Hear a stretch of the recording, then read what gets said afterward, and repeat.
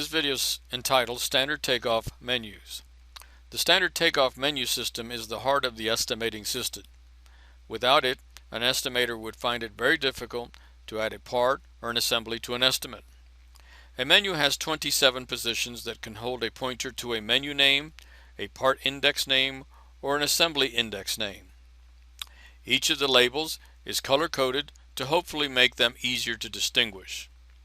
A label that leads to other menus is blue, one that leads to an assembly index is maroon, and one that leads to a part is black.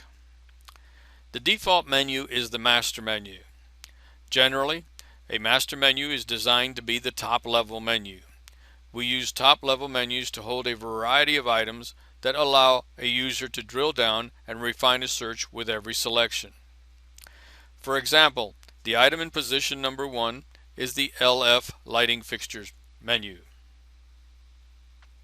When this item is selected with the mouse, it displays a menu with a group of items that are used in fixture takeoff.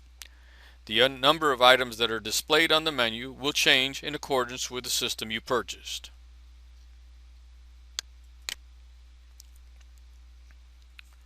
If you select L1 fixture assemblies, it displays a menu containing a variety of fixture assemblies. Up to this point in the demo, I have been selecting all the items using the mouse. Although this is a very common technique, it is not the only way that an item may be selected. I'm going to return to the master menu and show you some alternative methods that can be used to select items from the list. For those of us who would like to use the keyboard, the menus have many ways where the keyboard can be used.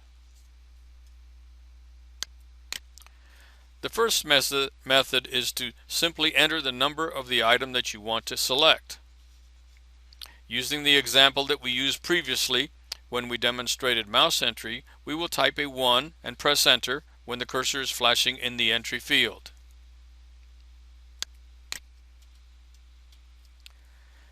When we then type a 1 again and press enter to access the fixture assemblies.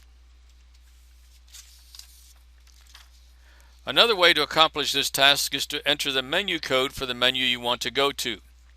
Maybe you have noticed that all the menus have a 2-letter menu code before the menu name.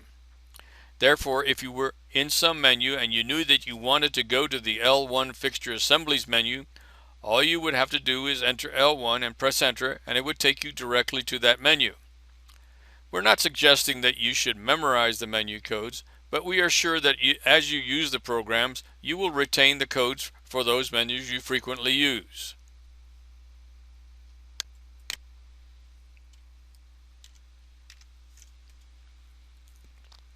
The light bulb that is displayed at the far right of the menus is a button that will pop up a complete list of the menus in your system.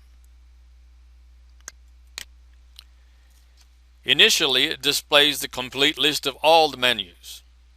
The tabs at the bottom of the form allow you to select menus grouped by the first letter of the menu code. When you find the menu that you are looking for, simply click it to close the list and go to that menu.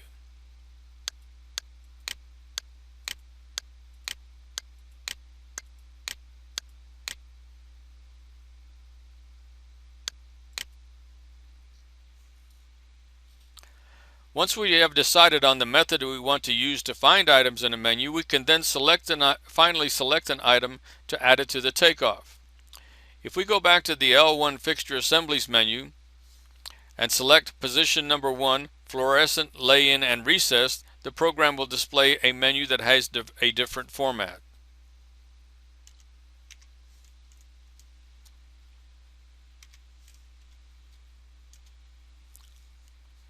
This menu is known as a detail menu.